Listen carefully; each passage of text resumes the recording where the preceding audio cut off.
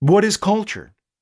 Well, we will let Andre walk us through the dimensions of culture and its relationship to context.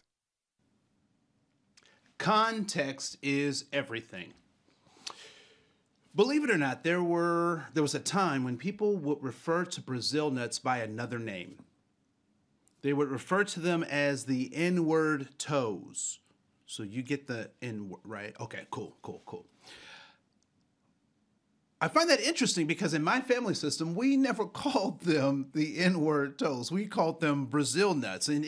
After doing my research, I realized that they're more of a seed than they are a nut. But for those of you who don't know what I'm talking about, Brazil nuts usually come around the holiday times, particularly in Western countries, right? So they're this 2-inch nut or inch and a half nut that is shaped like a wedge of an orange wedge, and is mahogany on the outside, very dark on the outside.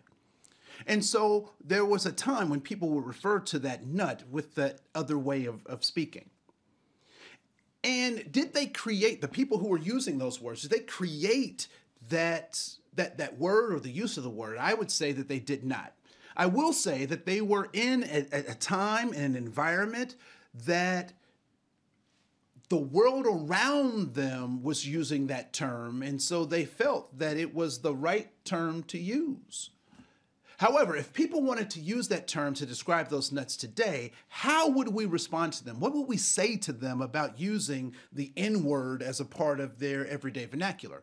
We would say that that is not the right thing to do, that politically correct, you shouldn't say those things, or is there another way to describe those without using that word? We would be embarrassed. And why is that? Because the context has changed. So context is everything. Context is everything. So what we know about human behavior is that people are always striving, and they're striving for three things. They're looking for safety, significance, and belonging. And when you get a group of people, that group is also looking for safety, significance, and belonging. But they have to contend with something that is oftentimes unchangeable, or in some ways, they look to manage this thing called context. And context is the geographic region, the kind of political or educational environment that we've grown up in, and it is also the time frame in which we've grown up. And so when we recognize that human beings are always dealing with this context, and what do we know about context? Time is always changing. Geographic regions adjust, and people move from different places, and that governments move at the whims of the people. So context is constantly changing. And so if people are trying to adapt their behaviors to this context, and context is constantly changing, what must people also do with their behaviors? Their behaviors must move with the context.